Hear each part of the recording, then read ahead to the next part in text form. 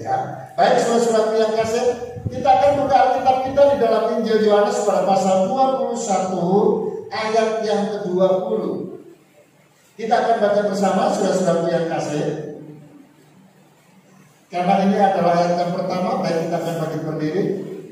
Satu koridor kita akan baca sampai ayat yang ke-23. Ya. Kita berdiri menghormati pembacaan firman Tuhan. Kita akan baca bersama-sama. 2, 3. Ketika Petrus berpaling, ia melihat bahwa murid yang dikasihi Yesus sedang mengikuti mereka, yaitu murid yang pada waktu mereka sedang makan bersama duduk dekat Yesus dan berkata, Tuhan, siapakah dia yang akan menyerahkan Engkau?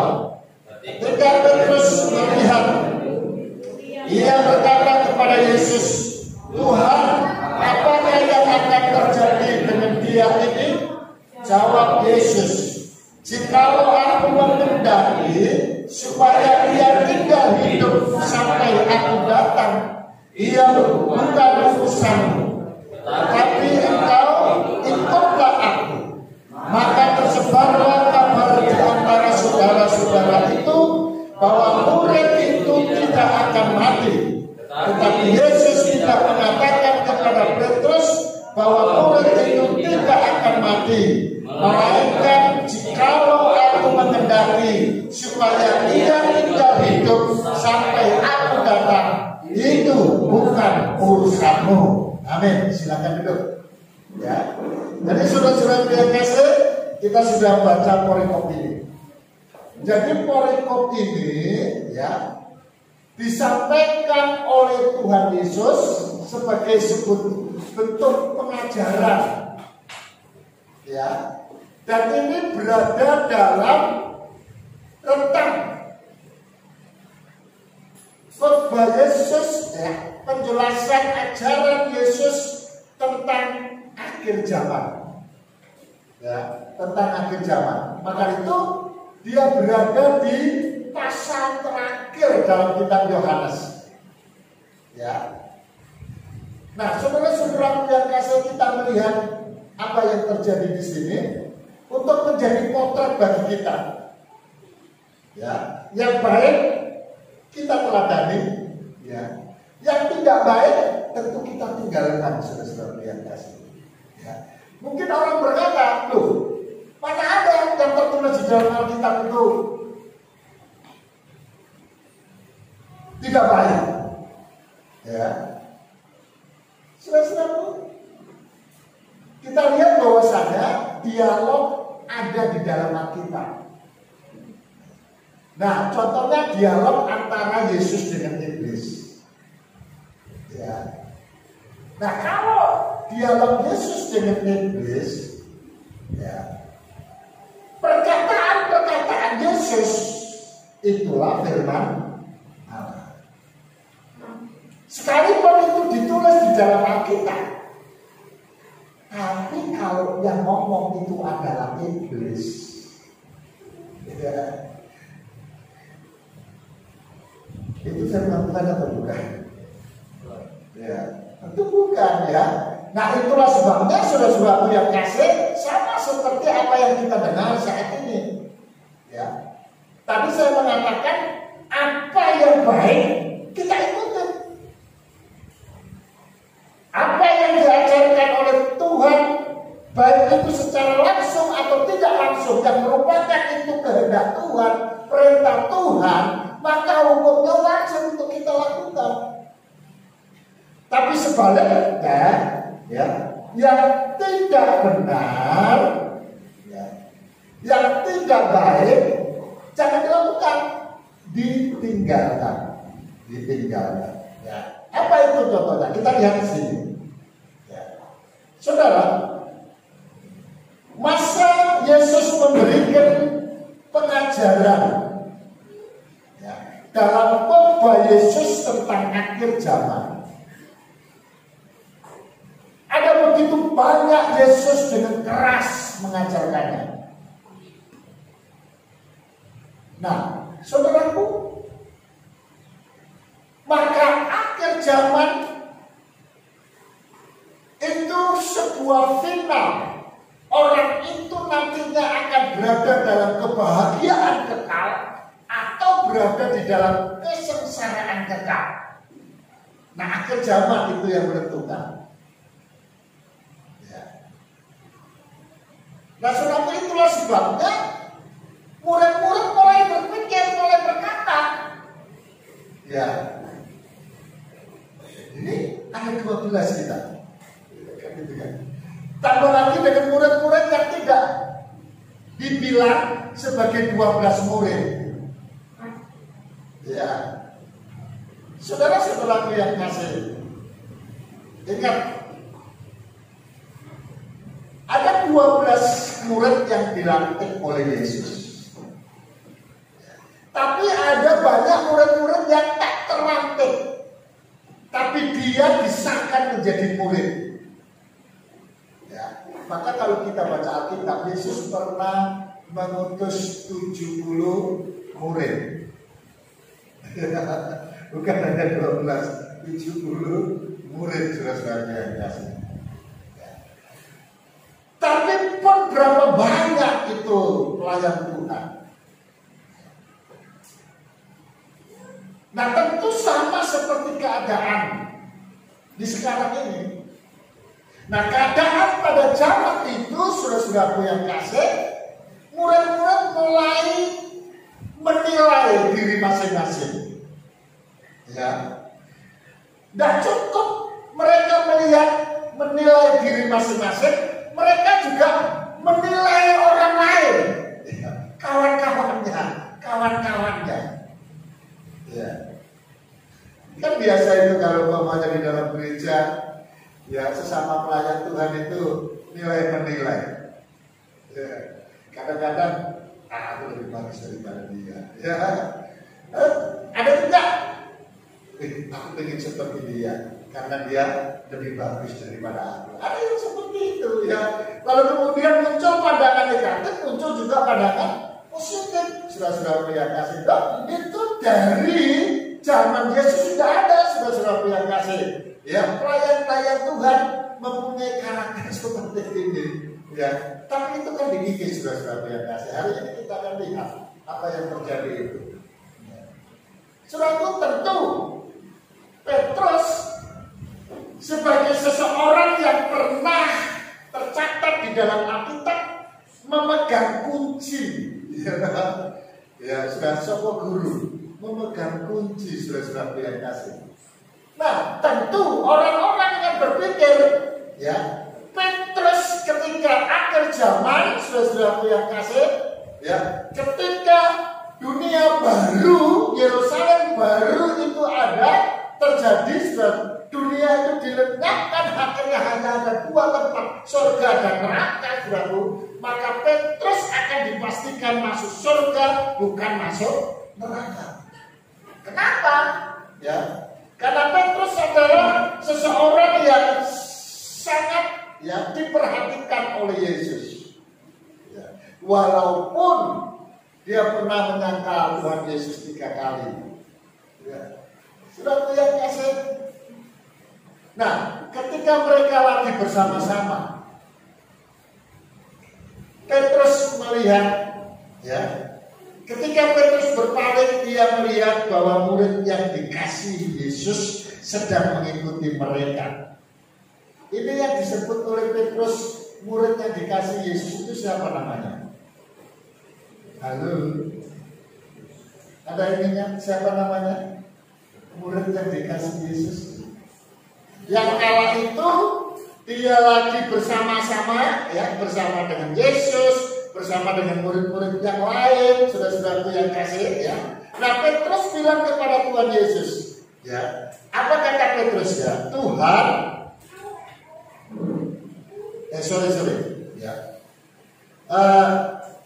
Waktu murid-murid itu bersama-sama dengan Yesus, ya.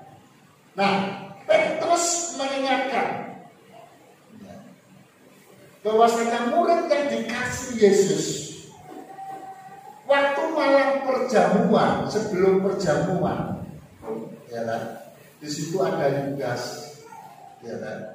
Nah, murid yang dikasih Yesus itu berkata begini kepada Yesus, ya, Tuhan, siapakah dia yang akan menyerahkan Engkau? Jadi waktu jamuan jamuan malam sudah yang kasih, ya, Yesus menyatakan, nanti ada di antara kamu yang akan menyerahkan aku, yang akan mengkhianati aku. Nah, yang tanya kepada Tuhan Yesus, ya, Tuhan, ya, siapakah dia yang akan menyerahkan Engkau? Ini adalah murid yang dikasih Yesus. Nah, terus kemudian ketika Petrus melihat murid itu, dia berkata kepada Yesus, Tuhan, apakah yang akan terjadi dengan dia ini? Ya. Petrus mulai dalam pikirannya, dia menilai, menimbang-nimbang, ya, antara dirinya dengan orang yang dikasih Yesus ini. Padahal apakah Yesus pilih kasih?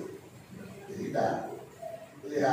Apakah yang dikasih Yesus itu hanya satu orang ini saja? Tentu tidak. Semua murid itu dikasih. Ya. Bahkan Yudas saja yang Yesus tahu kalau Yudas itu akan mengkhianati, dia tetap kasih. Ya. Maka itu sebelum itu terjadi, Yesus sudah ingatkan, Yesus sudah tegur, itu Yudas sudah punya kasih. Tapi karena nggak mau bertobat, ya kan? Celaka dia. Nah, Petrus berpikir, ya, waduh, aku ini keimananku lebih tinggi mana, aku atau yang dikasih Yesus ini? Pelayananku lebih baik mana, aku atau yang dikasih Yesus ini? Kalau yang lain-lain dia nggak timbang-timbang saya, karena dia merasa aku lebih baik daripada yang lain-lain, yang 10 ini. Kan 12, ya. Kenapa 10? Karena 12, yang 2 itu Petrus dan yang dikasih ini. Maka dia perhatikan, ya, aku harus tanya sendiri kepada Tuhan Yesus, ya, siapa yang terbaik antara aku, Petrus ini, dengan yang dikasih Tuhan. Iya. Maka itu kalau kita masuk di dalam pelayanan Tuhan, saudara, ini potret yang tidak benar, ini potret yang tidak baik, tidak perlu diikuti, ya kan? Mengukur pakai ukurannya sendiri. Petrus mengatakan kepada 10 orang murid yang lain, ya, itu nggak level, ya, itu di bawah saya, ya kan? Tapi ada satu ini, ya, ini aku nggak tahu, ya, ya, aku yang lebih tinggi atau dia lebih tinggi dari aku, ya. Nah, saudara-saudaraku, maka dia tanya langsung sama Tuhan Yesus, ya. Karena ukurannya, saudara-saudaraku, masuk surga. Karena ini berbicara tentang akhir zaman, ya. Maka kalau Yesus bilang, ya, orang yang dikasih itu nanti akan masuk surga dan lain sebagainya, apapun itu perkataan Yesus, ya, menjurus kepada sana, maka Petrus, ya, akan berkata, aku ternyata ada di bawahnya dia. Ya. Nah, saudara-saudaraku yang kasih, kita lihat apa jawaban Yesus. Di dalam ayat yang ke-22, Yesus menjawab, jikalau aku mengendaki supaya ia, yang dikasih Yesus itu, ya, supaya ia tinggal hidup sampai aku datang, itu bukan urusanmu. Perhatikan kalimat jawaban Yesus. Jikalau aku mengendaki supaya ia tinggal hidup sampai aku datang, urusanmu.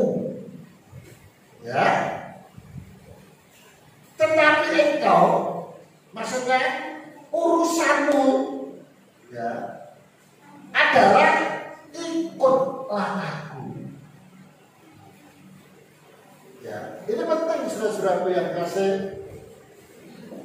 Jawaban Yesus adalah jawaban yang penuh dengan hikmat. Ya, jawaban yang bijak. Yesus ingin memberitahukan kepada Petrus bahwasanya semua kukasihi. Maka bagiku aku tak beda-bedakan. Semua murid di mataku sama. Kalau ada yang kekurangan, ada kelemahan, aku bisa paham. Karena aku lebih tahu daripada manusia. Ya, Tuhan bisa ada. Ya. Sehingga tidak diperkenankan oleh Tuhan untuk menyombongkan diri. Maka Petrus mengatakan, Petrus, ya, sebetulnya ini Tuhan mau bilang Petrus, camkan baik-baik. Kalimat aku camkan baik-baik. Aku berkata, jikalau aku mengendaki supaya ia tinggal hidup sampai aku datang, itu bukan urusanmu. Jadi para pelayan-pelayan Tuhan, pengikut-pengikut Kristus, saudara-saudaraku yang kasih, ya, tak perlu kita mengukur orang lain. Itu akan membuat kita menjadi sombong. Ya, ini tidak rohani, ini sudah yang kasih. Biasanya kalau kita menghadapi seperti itu, ya, orang sudah bisa nilai. Ya, dirinya sendiri belum tentu lebih baik daripada kita. Ya, maka itu saudara-saudara yang kasih, kita patut untuk terus merendahkan diri di hadapan Tuhan. Ya, padahal Tuhan sudah bilang, ya, tadi sudah saya katakan, perhatikan baik-baik. Yesus ngomongnya kan jelas. Terus, jika aku mau, dia ingin tinggal hidup sampai aku datang kembali. Sampai kedatangan Yesus yang kedua kali, ya itu bukan urusanmu. Urusanmu apa?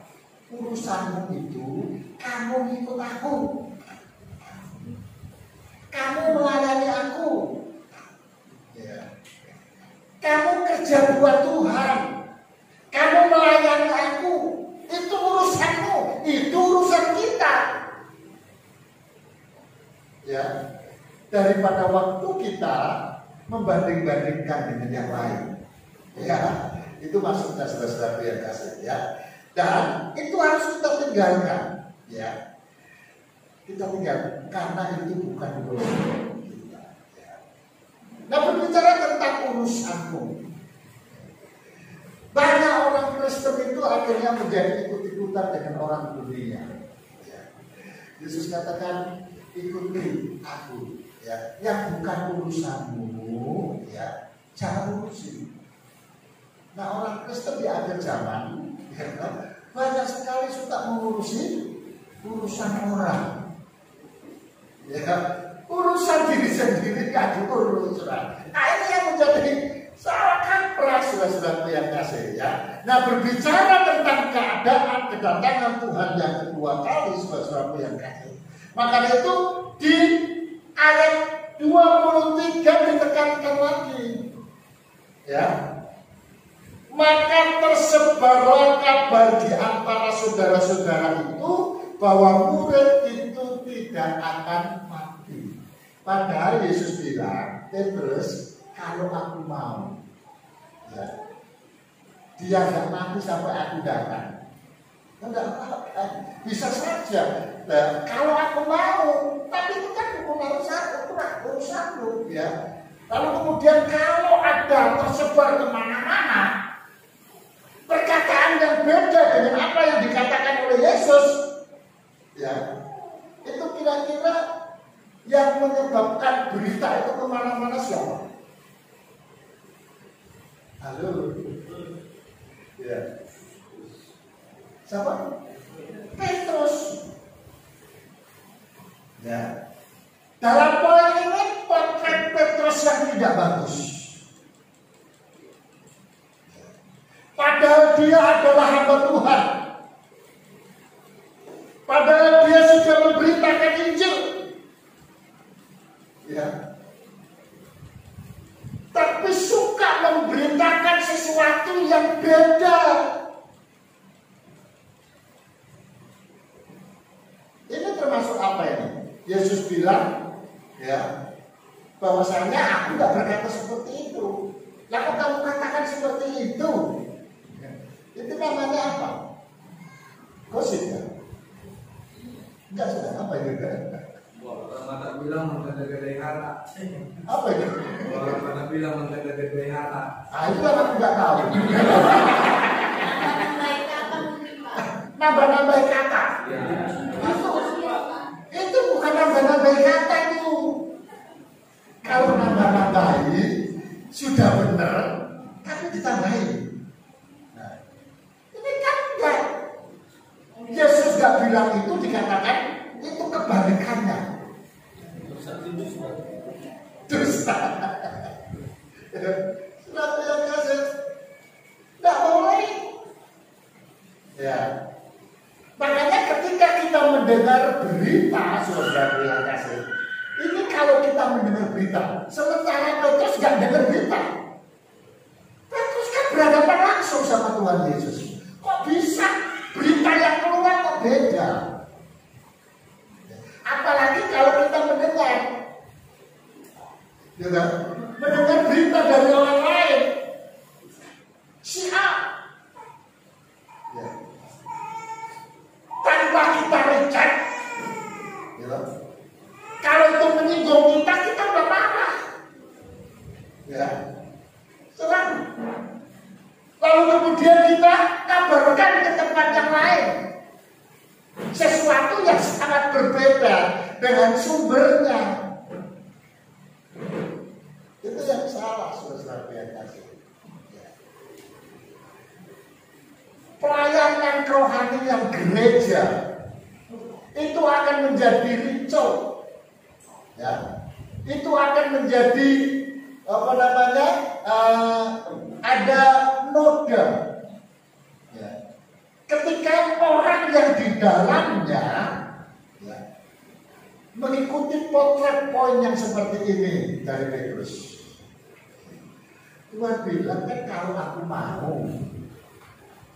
bukan aku bilang bahwasanya yang aku kasih itu, ya, nanti gak mati dia sampai aku datang. Belum tahu ya siapa yang dikasih itu ya.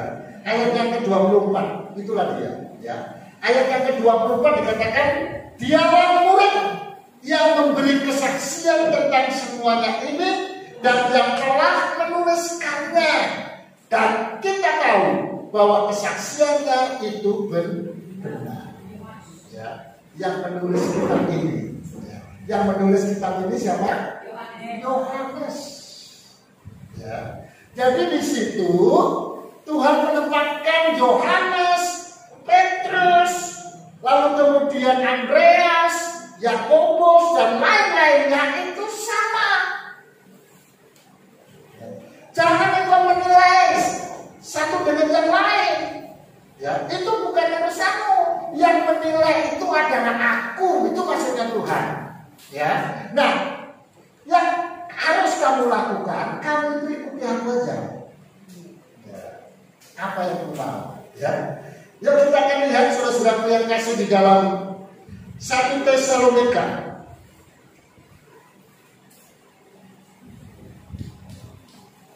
Pada pasal yang keempat ayat 13 mulai. 1 Tesalonika 4 ayatnya ke-13. Yang sudah menemukannya kita baca 2, 3. Selanjutnya kami tidak tahu saudara-saudara bahwa kamu tidak mengetahui tentang mereka yang meninggal, supaya kamu jangan berduka cita seperti orang-orang lain yang tidak mempunyai pengharapan. Saudara, Petrus dengan jelas mengatakan, kalian semua harus tahu, kita semua harus tahu bagaimana akhirnya kita ini.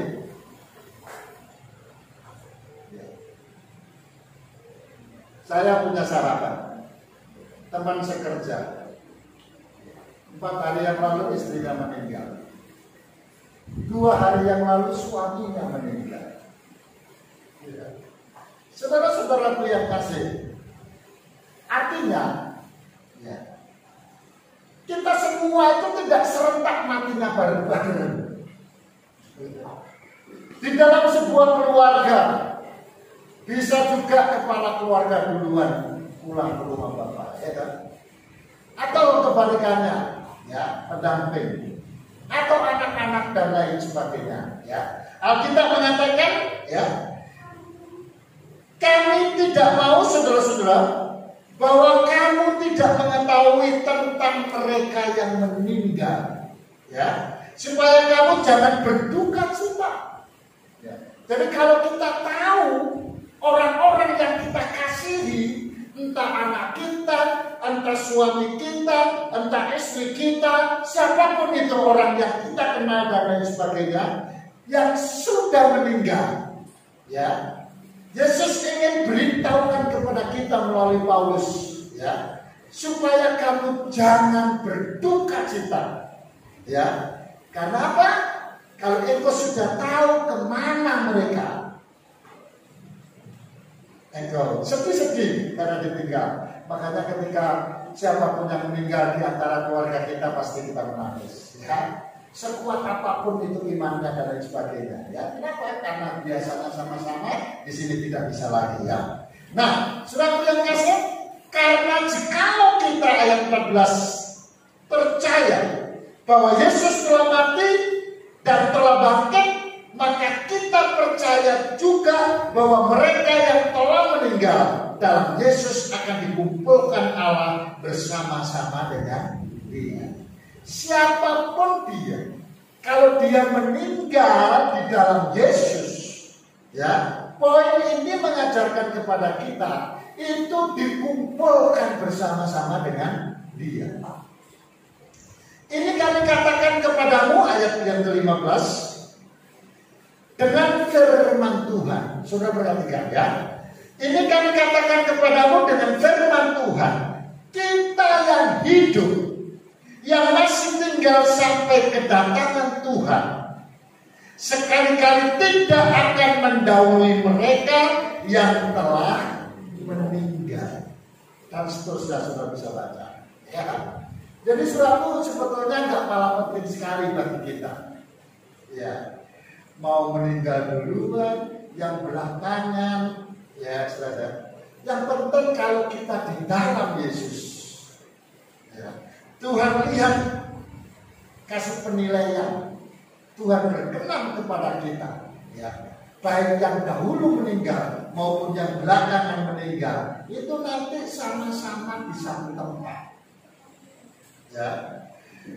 Cuma di sini ada kronologis, kan, ya. Ketika Yesus datang kedua kali, setelah melalui sangkakala dibunyikan, saudara yang kasih, maka orang-orang yang mati itu, ya, itu duluan dibangkitkan, ya, itu duluan yang diangkat, ya. Baru kemudian yang tidak mati kalau Yesus datang, ya.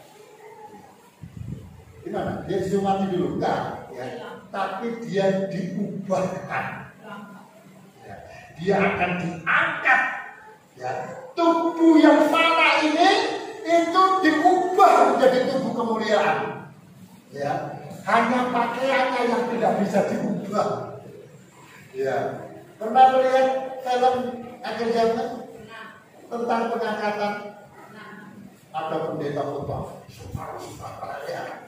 Begitu diangkat, Alkitabnya jatuh, baju-bajunya jatuh, sesuatu yang kasih, ya.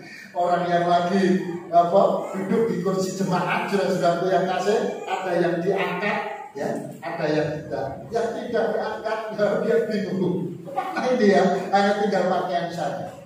Nah, saudara-saudaraku yang kasih, ya, mengingat dari hal ini semua, ayo kita menjadi orang Kristen, kita tingkatkan, kita punya kualitas. Ingat, ya, tidak perlu kita membanding-bandingkan dengan yang lain. Ya, karena itu nanti akan iblis masuk, lalu iblis akan membisiki kita, ya, kau lebih hebat daripada dia. Dan itu akhirnya roh kesombongan akan masuk dalam diri kita. Ya. Maka itu benar apa yang dikatakan Tuhan. Ya, itu bukan urusan. Urusanku adalah ikutlah aku, melayani aku, beribadahlah dengan benar. Tuhan